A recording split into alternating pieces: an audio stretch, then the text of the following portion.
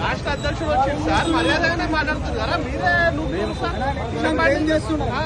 అసలు నూకలేదు మీరే సార్. మాకు తెలియరా సార్? మాకు తెలియరా సార్?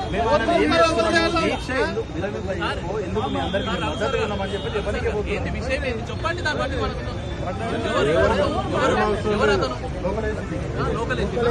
మీరు చెప్పిండ్రు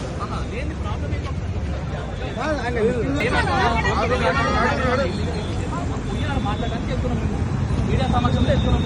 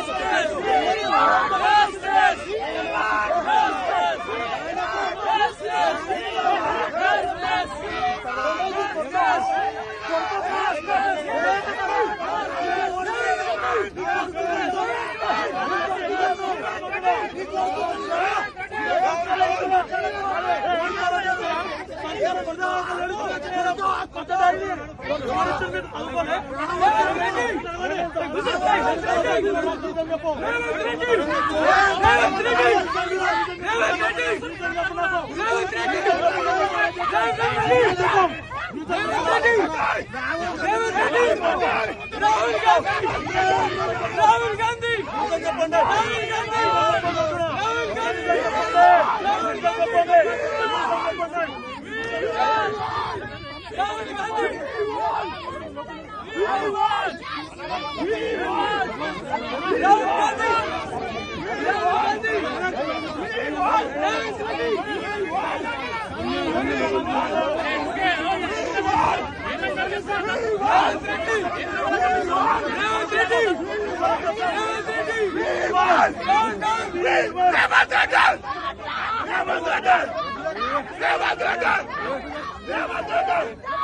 Never